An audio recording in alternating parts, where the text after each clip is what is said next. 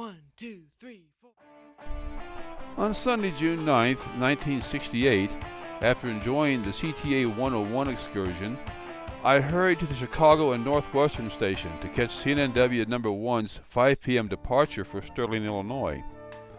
On the way to Sterling, we encountered a severe electrical storm, which knocked out the CTC along that portion of the line. Until that was fixed, the train was under a 20-mile-per-hour speed restriction and was also required to stop at every block and call in for orders. That was tedious for crew and passengers alike, as the scheduled 1 hour 50-minute trip to Sterling took more than 3 hours. But we got there. The next day was literally unforgettably hot and muggy. Must have been 95 degrees and 95% humidity by mid-morning. But that didn't stop me from walking out to Northwestern Steel Wire to enjoy the action as one of their ex-Grand Trunk Western 080s worked the plant railroad.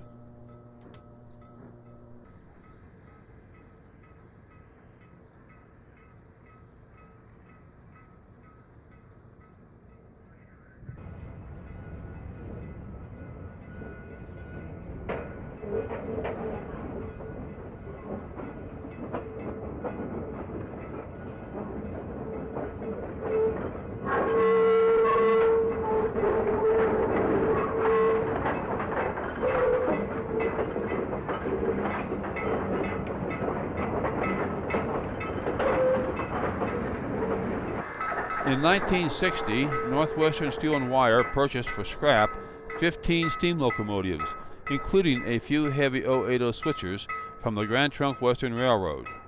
Since the switchers were still in good shape, they saved them to use in the scrapyard. They were operated until December of 1980, making them among the last non-preserved steamers in use in the United States.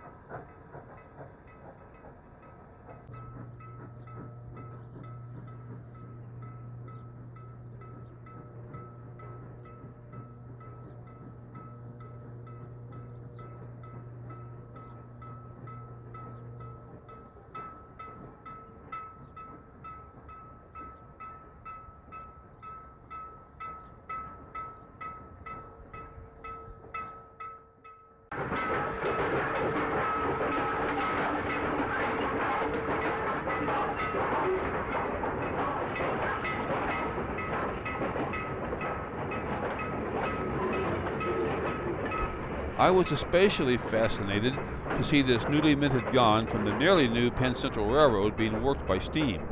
Thought I should preserve this moment for posterity.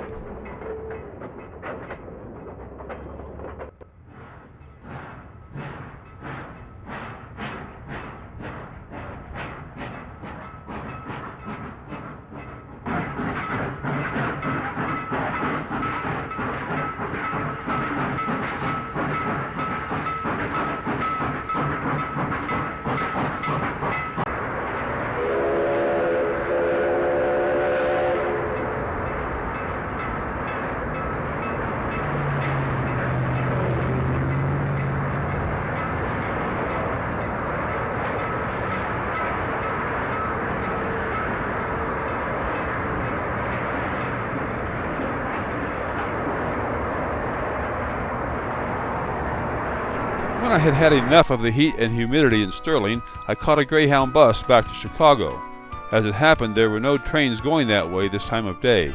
Probably should have taken some pictures of the bus, but at the time it didn't seem important. By 5 p.m., I was at the Randolph Street Station, ready to embark on my next adventure of the day. A popular railfan attraction in the Chicago area in those days was the Chicago, South Shore, and South Bend, often referred to as America's last surviving interurban line. In 1968, the South Shore line operated both passenger and freight service under wire. The 1920s era Pullman-built electric passenger cars covered the 90 miles in just under 2 hours. The thing to do, if you had the time, was to ride the cars from Chicago to South Bend, stay at the LaSalle Hotel across from the station, take in the action in South Bend, the street running and the yards there, and then ride back to Chicago with a stop at the main shops and yards in Michigan City. So that's what I did. The number 29 left Randolph Street Station at 5:18 p.m., arriving in South Bend at 7:10.